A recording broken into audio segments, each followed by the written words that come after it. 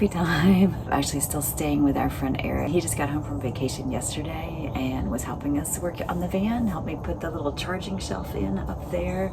And he's working on the bench, which I'm sitting on right now, doing the doors and the cover for me. And just being basically all around wonderful, helpful person. So thanks, Eric, love you. And Andy, of course, has also been working hard on the plumbing and getting that together. And we made a list of things to do today. But it has been so just wicked hot here in Atlanta and gosh, Florida hot really, and super humid, which just makes the work miserable. So we've been pushing really hard, doing 12, even 15-hour days trying to get things buttoned up here. It's going to be a little bit cooler today, and I'm getting ready to whip out the paint. I painted the backside of all the panels, and you can see over here where the refrigerator is going to be. I'm going to have a bulkhead and then another bulkhead on the other side next to the kitchen, and they'll be facing the bed. And so I'm getting those painted, getting some shelves painted to go in here above the refrigerator, and pieces for the upper cabinets that we're going to be working on today, hopefully this weekend. And yeah, just lots of stuff that I want to get painted before I actually assemble it and put it in the van. And so I'm going to whip out the paintbrush and the oil paint, which takes forever to dry, but to me it's a better quality finish. So I'm going to get working on that, and we'll see how the day goes. These are all the pieces that I painted yesterday that need a second coat. I had them all spread out when I was getting ready to rain last night. But I've got shelves, yeah, cabinet, I guess you want to call it, backs and bottoms. I've got bulkheads, I've got panels, I've got shelves, shelf brackets, shelf fronts, all this kind of stuff. So I'm going to slap a coat on this real quick, and hopefully it'll be dry by midday. I painted precisely 2 boards, and I've already got paint all over me. It's going to be one of those days. I don't really know what comes next. I'm just doing my best, even though I'm so stressed out. Everything just feels like a test that I fail, so depressed when I can't seem to get out. But something deep inside won't let me quit. I swear that I'm inspired by all this shit. Tell me that I can and I won't. That's what guides me the most. Your lies, I'll do what I want.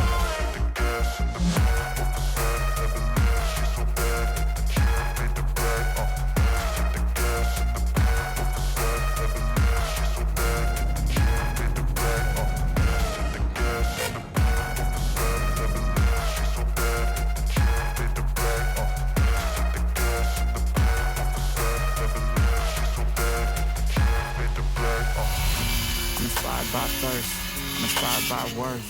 I desire your worst, so you can just hide while I work. I ain't tired, you first. I'll write a second, third verse about the lies you go disperse. You never do shit, I know it hurts. But something deep inside won't let me quit. I swear that I'm inspired by all this shit. Tell me that I can and I won't. That's what guides me the most. Your lies, I'll do what I want.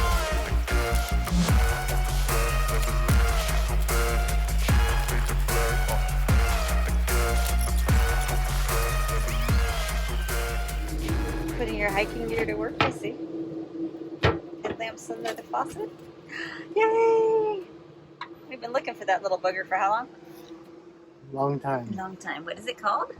It's called This Man Helped Us Find It. Okay. It's called Eric Knows What He's Doing, and Andy and I are not quite so savvy. How's it looking? Alright, that's lined up. Yay. This lines up. That's lovely. Okay. And there's the third one. Okay. That's the third one, which I may need to trim off a little bit, because now it's touching there and it's touching here. Okay. So now I need to take another little bit off to get a good gap to clear.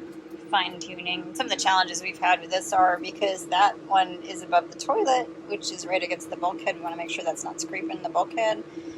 And both of these open for storage, and that one is butting up against, yeah, not that. That's a different problem.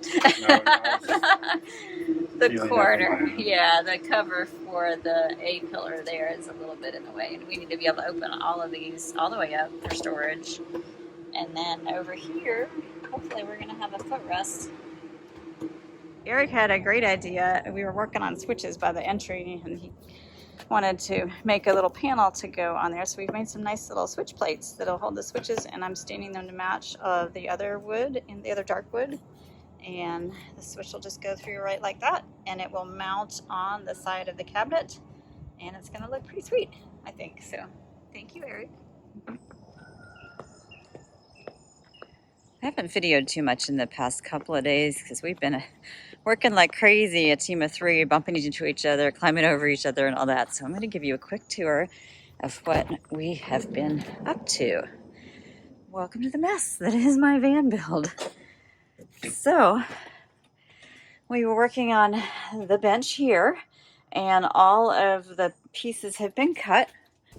Toilet's gonna go right there, and so we cut off this piece, and we're gonna have a lift top lid and then a fixed front. We'll be able to take the toilet out when we need to empty it.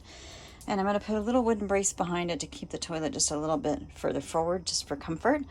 And then the other pieces, this will be a fixed face right here, and then it will also have a flip top here and a flip top here, so those will be 2 separate storage areas. We've got all those pieces together, and I just need to finish getting them installed after I find the right kind of hinges so that those lids don't drop on our heads. I did do some touch up right here because I had some paint issues. But anyway, so that's done. The upper shelf is in, and it's got, if I can get that out of the way, there's a little charging station here. So we've got USB and then also just a regular car charger. And we can put some books up there. I've got the light in, and as soon as I have a chance, I'm going to put some more cedar siding here. Very soon, we're going to use this space to put the controls to view. And when we get ready to do that, they will actually be in a cabinet that is in this space. And yesterday, Andy finished up this little wall and wiring the AC outlet, which is going to run down through here to the inverter over here. And then also the refrigerator is right here. And the refrigerator, we've decided instead of running it up and plugging it in here, we're just going to send it through the side panel here. If you can see, there's several holes we put in for ventilation. And we're going to expand, run it out and plug it directly into the inverter. We're going to have a shelf right here that I built, and it just needs to be installed. It'll be about this high underneath the cabinet, so we'll have space for some books and then probably some games up there, or also food prep area if we need it here. On this side, the bed's going to be over here. We'll have a couple of switches coming through on this side that I need to disguise. They will be used from this side, so the push buttons will be here. We have created the face frame for that, which is right here. On the other side, where the kitchen counter is, the galley, the guys have been hard at work with the water system, which isn't quite complete. The water filter is in, but we need to make some connections and make sure we've got the right water tank. We played around with some different sizes.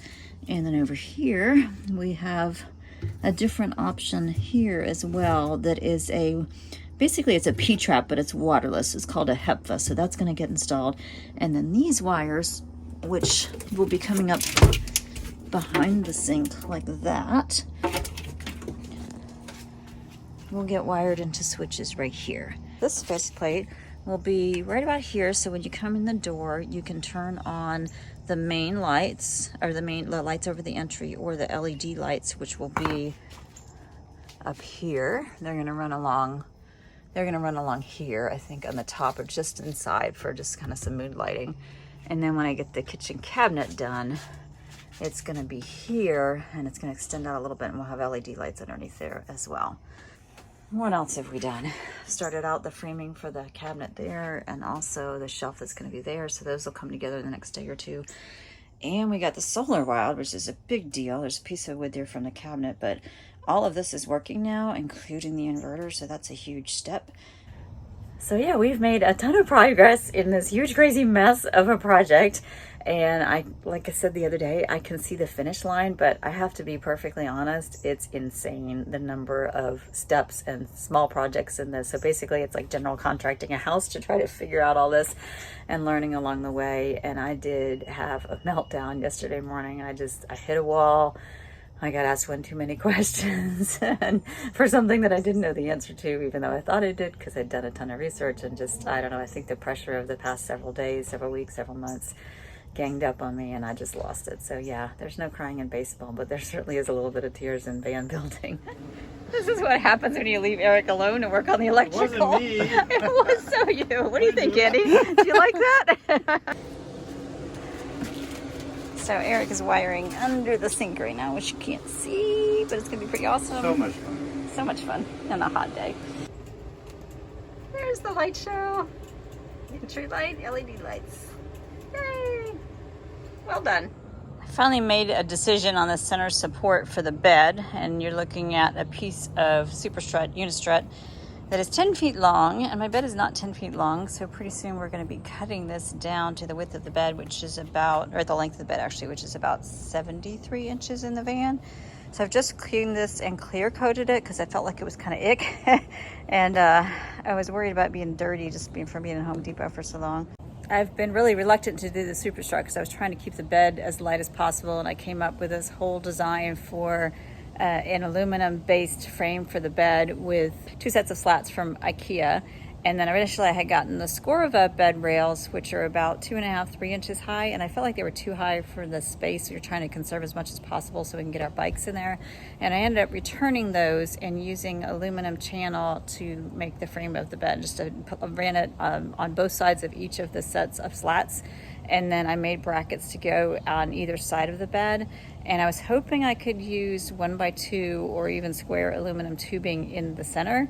80/20 right now is just next to impossible to get, and I don't have weeks to wait. If I'd planned way ahead, I could have made an 80/20 bed, but I didn't. I was trying to wing it and do it myself. So cool design, with the basic idea being that we could lift it from the front or the back to go into sofa mode, either looking into the van or out of the van. So that's not working, but the center supports that I had, everything I tried was too soft, and it was just squishing and springy and not giving me confidence that it would support our weight or the weight of the dog jumping on the bed. So we decided to go with the super strut, and I will show you the whole bed setup as soon as we get this cut and into the van. So I just want to thank you for joining me on this van build. I think if you are enjoying this journey, please go ahead and like and subscribe my video so that you can see more of what's to come. And again, just a caveat, you can probably tell from watching, these are not how-to videos. This is just how I'm doing it, muddling through as a beginner van builder, which I know a lot of people out there are in the same boat. Take comfort that as challenging as it is, you can do it with limited skills. There's lots of ways to learn, lots of great resources on YouTube, blogs, all kinds of things. So it is possible, and I'm doing it. So thanks for sharing the journey with me.